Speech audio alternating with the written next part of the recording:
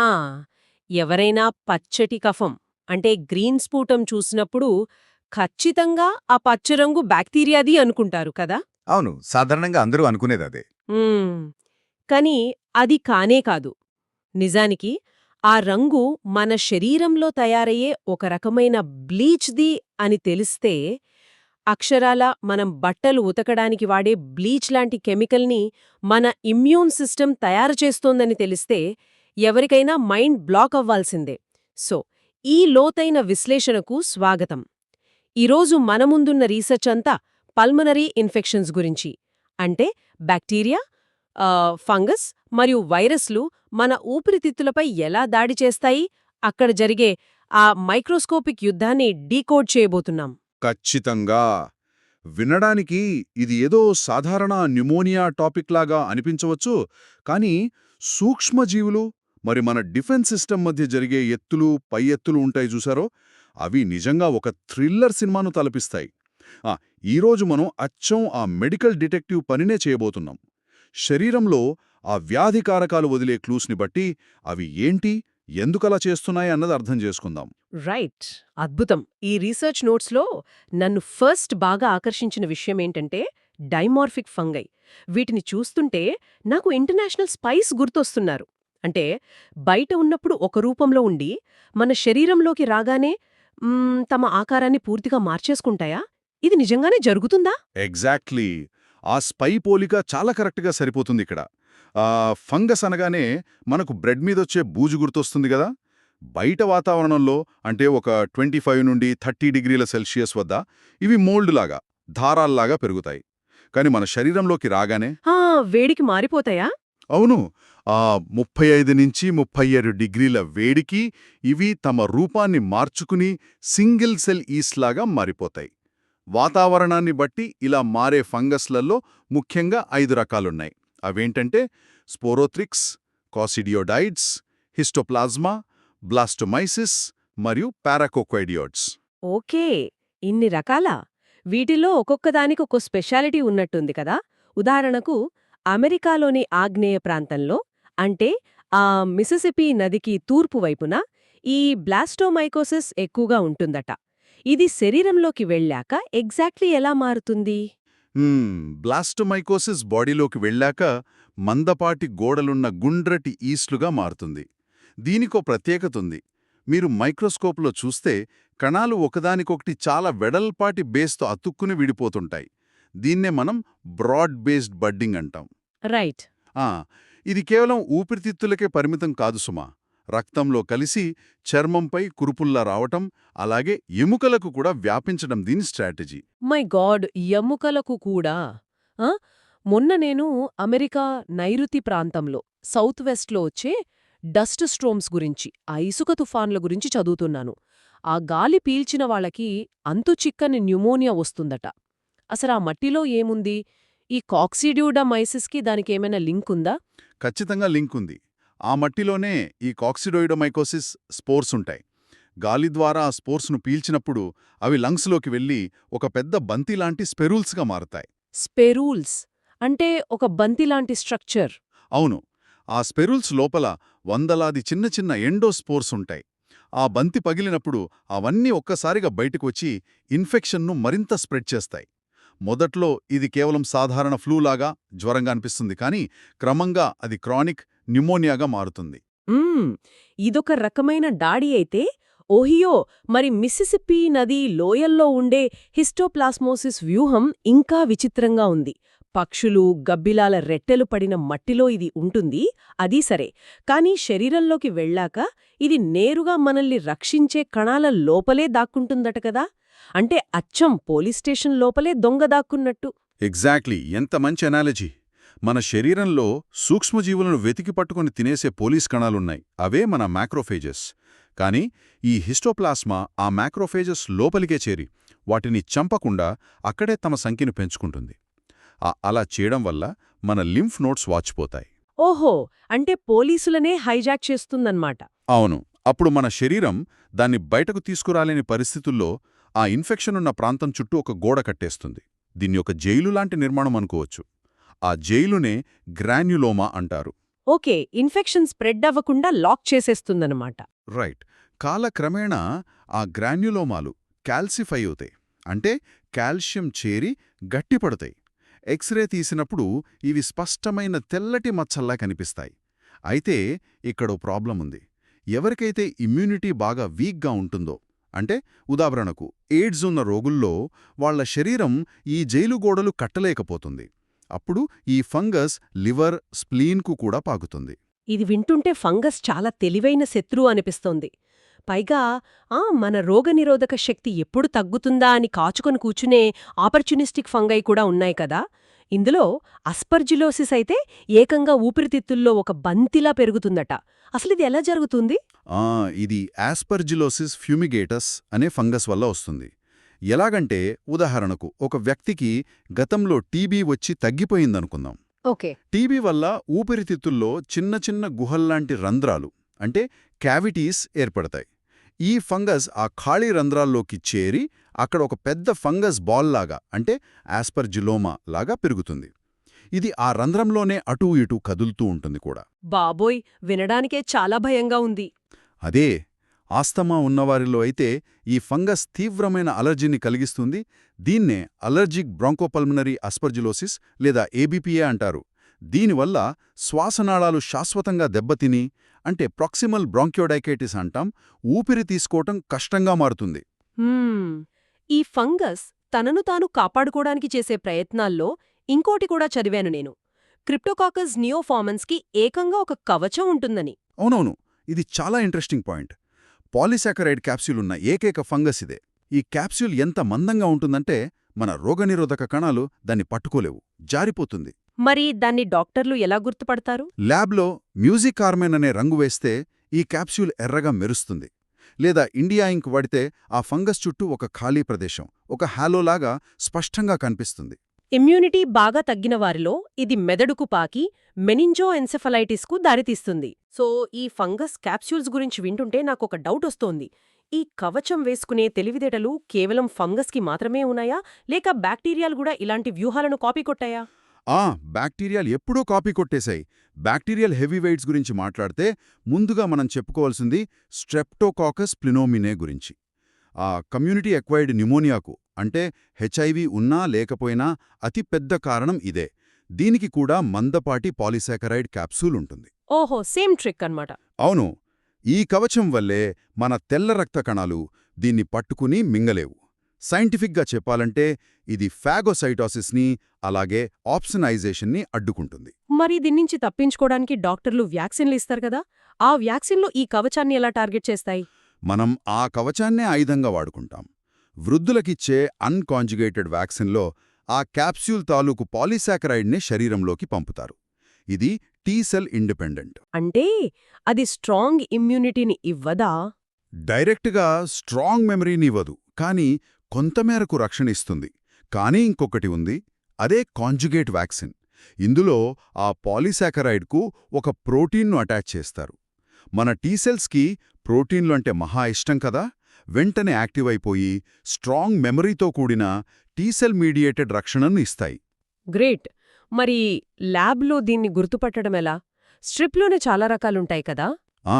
ఇది gram positive bacteria.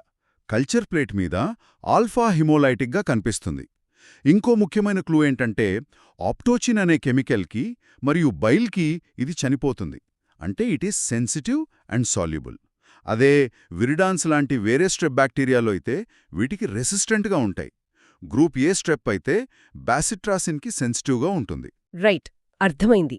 So బ్యాక్టీరియాని చంపడానికి మనం సాధారణంగా పెన్సిలిన్ లాంటి యాంటీబయోటిక్స్ వాడతాం. పెన్సిలిన్ ఎలా పనిచేస్తుందంటే బ్యాక్టీరియా యొక్క సెల్ వాల్ని బ్రేక్ చేస్తుంది కదా. ఒకవేళ ఏ బ్యాక్టీరియాకైనా అసలా సెల్ వాల్ లేకపోతే అప్పుడు ఈ పెన్సిలిన్ పనిచేయదన్నమాట. అలాంటి బ్యాక్టీరియాలు నిజంగా ఉన్నాయా? ఖచ్చితంగా. మీ లాజికల్ డిడక్షన్ అద్భుతం. ఇక్కడే వస్తుంది మన మైకోప్లాజ్మా న్యూమోనియే. దీనికి అసలు సెల్ వాల్ అంటే పెప్టిడోగ్లైకన్ అనేదే ఉండదు. కాబట్టి పెన్సిలిన్, సెఫ్లోస్పోరిన్స్ లాంటివి దీనిమీద ఏమాత్రం పనిచేయవు. గోడలేనప్పుడు గోడను పగలగొట్టే ఆయుధాలు వేస్ట్ కదా. హహా, అవును. మరి దీనెలా ఆపాలి? అందుకే దీనికి మ్యాక్రోలైడ్స్ లేదా టెట్రాసైక్లిన్స్ వాడాలి. నోట్స్లో చదివినప్పుడు ఇంకో వింత విషయం కూడా కనిపించింది. ఈ బ్యాక్టీరియా పెరగడానికి ఏకంగా కొలెస్ట్రాల్స్ అవసరమంట. అదేంటి బ్యాక్టీరియా కొలెస్ట్రాల్ ఎందుకు? ఎందుకంటే దానికి సెల్ వాల్ లేదు కదా. దాని బయట ఉండే మెంబ్రేన్ చాలా పల్చగా ఉంటుంది. దాన్ని గట్టిపరుచుకోవడానికి దానికి ఈ కొలెస్ట్రాల్ కావాలి. అది స్వయంగా తయారు చేసుకోలేదు, కాబట్టి మన కణాల్లో ఉన్న కొలెస్ట్రాల్ను దొంగిలిస్తుంది. దీనివల్ల వచ్చే వ్యాధిని వాకింగ్ న్యూమోనియా అంటారు. వాకింగ్ న్యూమోనియా అంటే నడుస్తూనే ఉంటారా పేషెంట్స్? అదే కదా విశేషం. రోగి చూడటానికి బానే ఉంటాడు, చిన్నపాటి దగ్గుతో ఆఫీస్కి కూడా వెళ్తాడు.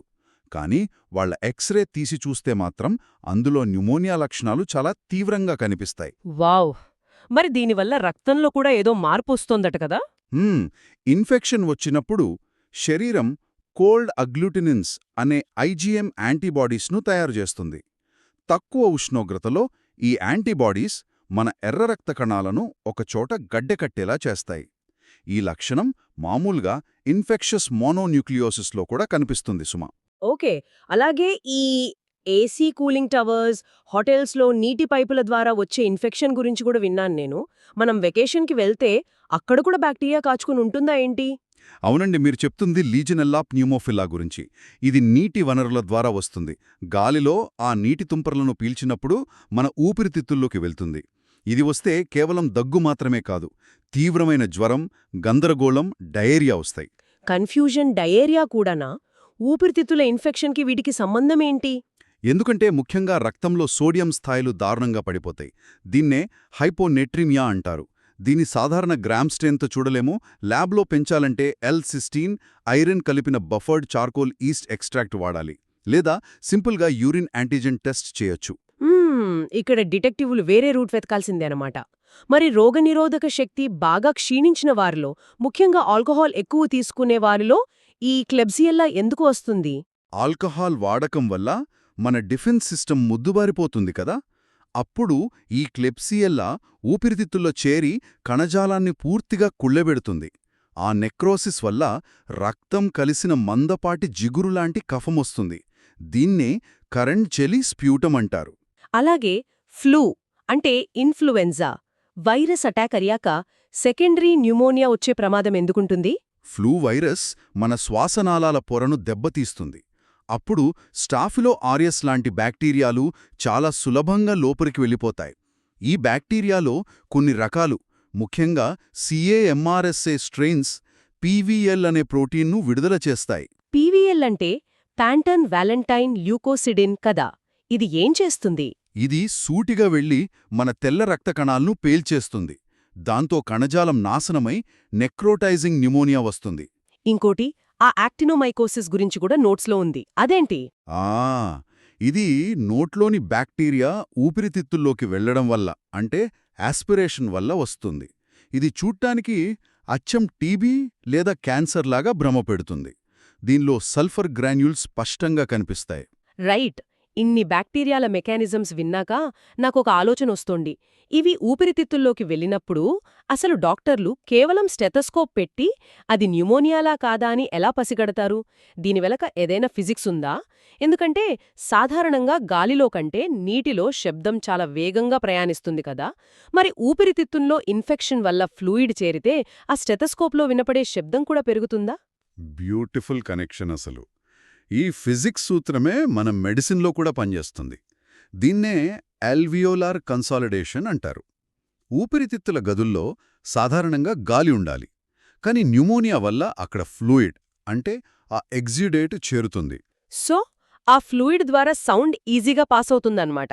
అవును, ఆ ద్రవం ద్వారా రోగి పీల్చే శ్వాస శబ్దాలు స్టెథోస్కోప్కు చాలా గట్టిగా వినిపిస్తాయి. దీన్నే బ్రాంకోఫోనీ అంటారు. వీపు మీద తట్టి చూసినప్పుడు గాలితో ఉన్న డబ్బాను కొట్టినట్లు కాకుండా ద్రవంతో నిండిన కుండను కొట్టినట్లు డల్నెస్ టు పర్కషన్ వస్తుంది. మన చేతికి ఆ వైబ్రేషన్ కూడా ఎక్కువగా తగులుతుంది. దీన్నే ఇంక్రీజ్డ్ టాక్టైల్ ఫ్రెమిటస్ అంటారు. ఇప్పుడు మనం ఎపిసోడ్ మొదట్లో మాట్లాడుకున్న ఆ పచ్చటి కఫం పాయింట్కి వద్దాం. ఆ పచ్చరంగు ఎలా వస్తుందో కాస్త వివరిస్తారా? తప్పకుండా.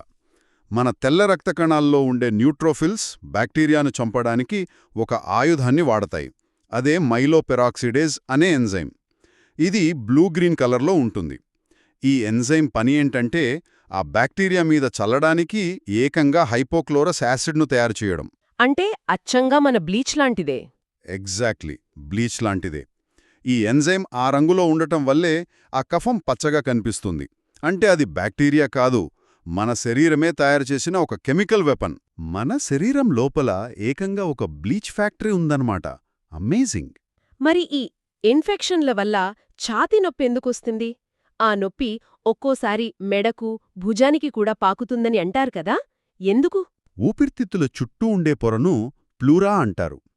బయటవైపు ఉండే పెరాయిటల్ ప్లూరాకి ఇన్ఫెక్షన్ సోకితే శ్వాస తీసుకున్నప్పుడల్లా పదునైన నొప్పి వస్తుంది. మరి భుజం నొప్పెందుకొస్తుంది? అదే, ఒకవేళ ఆ ఇన్ఫెక్షన్ మధ్యలో ఉండే మీడియాస్టైనల్ లేదా డయాఫ్రమ్ దగ్గరుండే పొరకు సోకితే ఆ నొప్పి నేరుగా ఫ్రెనిక్ నర్వ్ ద్వారా ప్రయాణించి మన C3, C5 నరాల ద్వారా మెడ లేదా భుజం దగ్గరున్నట్లుగా అనిపిస్తుంది. దెబ్బ తగిలింది ఛాతీలో అయితే నొప్పి భుజంలో వస్తుంది. దీన్నే రిఫర్డ్ పెయిన్ అంటారు. సో ఆ లోబార్ న్యూమోనియా నుండి కోలుకునే ప్రక్రియ అసలెలా ఉంటుంది? లోపల చేరిన ఆ ఫ్లూయిడ్ అంతా ఏమవుతుంది? కొద్ది రోజులకు ఆ గదుల్లోని ప్రోటీన్లు, న్యూట్రోఫిల్స్ అంతా ఫైబ్రినస్ ఎగ్జుడేట్ లాగా మారతాయి. అప్పుడు మన మ్యాక్రోఫేజెస్ వచ్చి ఆ చెత్తనంతటినీ తినేసి జీర్ణం చేసుకుంటాయి, అంటే డైజెస్ట్ చేసేస్తాయి. దాంతో ఊపిరితిత్తులు మళ్ళీ మునుపటిలా క్లియర్ అయిపోతాయి. కానీ సెకండ్ హ్యాండ్ స్మోకింగ్ దీనికి అడ్డుకట్ట వేస్తుందట కదా, ముఖ్యంగా పసిపిల్లల దగ్గర సిగరెట్ తాగితే. ఇది చాలా పెద్ద ప్రాబ్లం. పిల్లల దగ్గర సిగరెట్ తాగితే ఆ పొగ వెళ్లి వారి ఊపిరితిత్తుల్లో ఉండే చిన్నపాటి వెంట్రుకల, అంటే ఆ సిలియా కదలికలను ఆపేస్తుంది. మురికిని బయటకు నెట్టే ప్రాసెస్ ఆగిపోతుంది. దానికి తోడు ఈ మ్యాక్రోఫేజెస్ ఫంక్షన్ కూడా దెబ్బతింటుంది. అందుకే వాళ్లకి త్వరగా న్యూమోనియా వస్తుంది. పిల్లల రోగనిరోధక శక్తి ముందే చాలా బలహీనంగా ఉంటుంది కదా, అలాంటప్పుడు వారిపై ఈ ఇన్ఫెక్షన్లు ఇంకెలాంటి ప్రభావం చూపుతాయి? పిల్లల్లో వచ్చే అత్యంత ప్రమాదకరమైన పరిస్థితి ఒకటుంది. అదే ఎపిగ్లోటైటిస్, అంటే శ్వాసనాళం మూతకు వాపు రావడం. దీనికి కారణం హీమోఫిలస్ ఇన్ఫ్లుయెంజా టైప్ బి లేదా సింపుల్గా హిబ్. దీనికి కూడా క్యాప్స్యూలుంటుందా? అవును. పాలీరైబోజిల్ రిబిటాల్ ఫాస్ఫేట్ అనే ఒక మందపాటి క్యాప్స్యూలుంటుంది. ఈ వ్యాధి వస్తే పిల్లలు ద్రవాలు మింగలేక నోట్లోంచి చొంగ కారుస్తారు. శ్వాస తీసుకునేటప్పుడు ఈలవేసినట్లు ఇన్స్పిరేటరీ స్ట్రైడర్ శబ్దం వస్తుంది. గాలికోసం 2 చేతులు ముందు ఆంచి ట్రైపాడ్ పొజిషన్లో కూర్చుంటారు. అయ్యో, వినడానికి చాలా కష్టంగా ఉంది. ఇంకొకటి, నవజాత శిశువుల్లో పుట్టిన వెంటనే సెప్సిస్కు దారితీసే గ్రూప్ బి స్ట్రెప్టోకొక్కస్ గురించి కూడా విన్నాను. ఇది మన శరీరాన్నే మోసం చేస్తుందంట కదా? ఎగ్జాక్ట్లీ. దీన్నే మాలిక్యులర్ మిమిక్రీ అంటారు. ఈ బ్యాక్టీరియా క్యాప్స్యూల్ మీద సియాలిక్ యాసిడ్ రెసిడ్యూస్ ఉంటాయి. ఇవి ఎలా ఉంటాయంటే అచ్చం మన శరీర కణాల ఉపరితలం మీద ఉన్న అణువుల్లాగే ఉంటాయి. ఓ, అంటే మన ఇమ్యూన్ సెల్స్ కన్ఫ్యూజ్ అవుతాయన్నమాట. అవును. మన రోగనిరోధక కణాలు వీటిని చూసి మన శరీర కణాలే అనుకుని వదిలేస్తాయి. శత్రువు మన ఆర్మీ డ్రెస్ వేసుకుని వస్తే ఎలా గుర్తుపడతాం? ఇది అంతే. అలాగే పిల్లల్లో వచ్చే మరో వ్యాధి లారింగోట్రాకియోబ్రాంకైటిస్. దీన్నే క్రూప్ అంటారు. పారాఇన్ఫ్లుయెంజా వైరస్ వల్ల వచ్చే ఈ వ్యాధిలో పిల్లలు అచ్చం ఇనుప గొట్టంలో దగ్గుతున్నట్లుండే కంచులాంటి శబ్దం, అంటే బ్రాసీ బార్కింగ్ కాఫ్ వస్తుంది. మరి వయసుతో సంబంధం లేకుండా ఆర్గల్ ట్రాన్స్ప్లాంట్ చేయించుకున్న రోగులకు ఎలాంటి రిస్క్ ఉంటుందిక్కడ? వాళ్లకి ఇమ్యూనిటీని తగ్గించే మందులిస్తారు కదా, కాబట్టి వాళ్ల మీద సైటోమెగలో వైరస్ లాంటి ఆపర్చునిస్టిక్ వైరస్ దాడి చేస్తుంది. ఇది ఎన్వెలప్డ్ డబుల్ స్టాండర్డ్ DNA వైరస్. కణాల లోపల న్యూక్లియస్ మరియు సైటోప్లాజం లోపల ఇన్క్లూజన్ బాడీస్ ఏర్పడటం ద్వారా డాక్టర్లు దీన్ని పసిగడతారు. మరి మూర్ఛ, స్ట్రోక్ లేదా డ్రగ్స్, ఆల్కహాల్ వల్ల స్పృహ కోల్పోయిన వాళ్లల్లో లంగ్ యాబ్సెస్, అంటే ఊపిరితిత్తుల్లో చీము ఎందుకు పడుతుంది? మనిషి స్పృహ కోల్పోయినప్పుడు ఆటోమేటిక్గా మింగే రిఫ్లెక్స్ ఆగిపోతుంది. అప్పుడు నోట్లోని లాలాజలం, అందులోని పెప్టోస్ట్రెప్టోకాకస్, ప్రివోటెల్లా, బ్యాక్టీరాయిడ్స్ ఇంకా ఫ్యూజోబాక్టీరియం లాంటి ఎనరోబిక్ బ్యాక్టీరియాలు నేరుగా లంగ్స్లోకి జారిపోతాయి. దీన్నే ఆస్పిరేషన్ అంటాం. ఓకే, అక్కడికి వెళ్ళాక ఏం చేస్తాయి? అక్కడ ఆక్సిజన్ లేని గదుల్లో ఇవి గుమికూడి పెద్ద చీముగడ్డలుగా, అంటే యాబ్సెస్గా మారుతాయి. చివరగా, ముందే ఊపిరితిత్తులు దెబ్బతిన్న వాళ్లకి, అంటే ఈ COPD ఉన్నవాళ్లకి ఇన్ఫ్లుయెంజా వస్తే పరిస్థితి ఏంటి? సిఓపిడి ఉన్నవారిలో హెచ్ ఇన్ఫ్లుయెన్జే మరియు రైనోవైరస్ వల్ల వ్యాధి తరచుగా ఉధృతమవుతుంటుంది. వాళ్లకి ఇన్ఫ్లుయెంజా వస్తే పరిస్థితి ఇంకా విషమిస్తుంది. అసలు మనకి ఈ ఫ్లూ రాకుండా కాపాడేది, దాన్ని కట్టడి చేసేది మన శరీరంలోని యాంటీహెమగ్లూటినిన్ యాంటీబాడీస్. ఇవే మనల్ని కాపాడే ప్రైమరీ డిఫెన్స్. వావ్! నిజంగా ఈ మొత్తం డిస్కషన్ వింటుంటే ఒక సాధారణ గాలి పీల్చుకునే ప్రాసెస్ వెనక ఇంత జరుగుతుందా అనిపిస్తోంది. ఉష్ణోగ్రతను బట్టి మోల్డ్ నుండి ఈస్ట్గా మారే ఫంగస్, ఆ క్యాప్స్యూల్స్ వేసుకుని కాపాడుకునే బ్యాక్టీరియాలు, మన శరీరంలోని కొలెస్ట్రాల్ను దొంగిలించే మైకోప్లాజ్మా, బ్లీచ్ని తయారు చేసి పోరాడే మన తెల్ల రక్త కణాలు. ఇదొక మాస్టర్ పీస్ బయోలాజికల్ వార్. ఇదంతా చూశాక నాకైతే ఒక ఆలోచన వస్తోంది. ఇందాక మనం గ్రూప్ బి స్ట్రెప్ వాడే మాలిక్యులర్ మిమిక్రీ గురించి మాట్లాడుకున్నాం కదా, అది అచ్చం మన శరీర కణాల్లాగా నటిస్తుందని. ఇలాంటి పరిస్థితి భవిష్యత్తులో ఈ ఎవల్యూషనరీ ఆర్మ్స్ రేస్లో మరింత తీవ్రంగా మారితే అంటే ఇంక కాంప్లెక్స్గా మారుతుందంటారా? అవును, ఈ బ్యాక్టీరియాలు మరింత తెలివిగా మారిపోయి మన ఇమ్యూన్ సిస్టమ్కి, స్వంత కణాలకు, శత్రువులకు మధ్య ఏమాత్రం తేడా తెలియకుండా చేస్తే అప్పుడు మన రక్షణ వ్యవస్థ మన శరీర కణాల మీదే దాడి చేస్తుందా, లేక ఈ సూపర్ బ్యాక్టీరియాలు గెలుస్తాయా? Mind blowing question. శత్రువులు తెలివి మీరితే ఆటో ఇమ్యూన్ సమస్యలు పెరుగుతాయా, లేక మన శరీరం ఏదైనా కొత్త డిఫెన్స్ని కనిపెడుతుందా అనేది వినేవాళ్లు ఖచ్చితంగా ఆలోచించాల్సిన విషయం. ఏదేమైనా మనం శ్వాస తీసుకునే ప్రతి క్షణం మన ఊపిరితిత్తుల్లో జరుగుతున్న ఆ అదృశ్య యుద్ధాన్ని ఈరోజు స్పష్టంగా అర్థం చేసుకున్నాం. సో ఈరోజుకి సెలవు. మరో ఆసక్తికరమైన అనాలిసిస్తో మళ్ళీ కలుద్దాం.